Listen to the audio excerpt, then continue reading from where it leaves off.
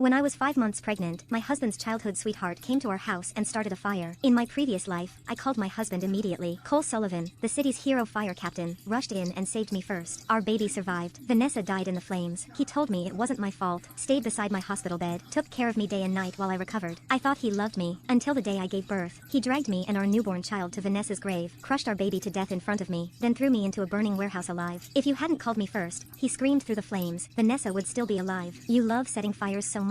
Then burn to death yourself. I woke up choking on smoke. The fire had started again. But this time, I didn't call my husband. I called 911. By the time the rescue team arrived, I watched Cole carry Vanessa out first, shielding her carefully in his arms while I lay trapped inside the burning house. Only after she was safe did another firefighter drag me outside. A collapsing wall decoration smashed directly into my pregnant stomach on the way out. Blood soaked my legs instantly. Still, nobody cared. Every oxygen mask and medical kit was being used on Vanessa. When I begged them to save my baby, one firefighter sneered at me. Stop acting. Everyone knows you started this fire because you're jealous of Vanessa. Even Cole looked disgusted. He crouched beside me, pressed hard against my bleeding stomach, and said coldly, "You really know how to put on a show." Then he walked away. Minutes later, I miscarried alone on the lawn. A neighbor, not my husband, was the one who carried me to the hospital. When I woke up, the doctor quietly told me the truth. The baby was gone, and because of the injuries, I would probably never get pregnant again. Oddly enough, I felt relieved. At least no innocent child would ever have a father like Cole Sullivan. Meanwhile, the internet exploded. Fire captain's wife starts fire out of jealousy. The headlines painted me as a lunatic. Cole personally stood beside Vanessa at the press conference and confirmed it publicly. He posted our marriage certificate online to prove I was his unstable wife. Overnight, I became the villain of the entire city. Death threats flooded my phone. Strangers mailed me funeral wreaths. Even the nurses whispered about how perfect Cole and Vanessa looked together. Not one person asked whether I was telling the truth. My neighbor had posted photos of me collapsed in a pool of blood in the comment sections. It sparked a massive public outcry. People were furious, questioning if the fire department only cared about putting out flames while turning a blind eye to a dying pregnant woman. If that is the case, they should just be called property savers, not a rescue squad. One top comment read, "But I no longer cared, because I finally understood something. Cole never loved me. I was simply the woman standing between him and Vanessa." The day I was discharged from the hospital, I sent him one final message. "Meet me at City Hall tomorrow. We're getting divorced." He immediately called back furious. "You finally stopped throwing your tantrum? If Vanessa hadn't begged me to protect you, I would have had you arrested already. And don't come crying to me when that child grows up without a father." I closed my eyes. He still didn't know. The baby was already dead. After hanging up, I calmly opened the hidden camera footage from the day of the fire. The video shows that it was the actual arsonist who doused my living room floor with gasoline, then lighting the match, and smiling directly at the camera.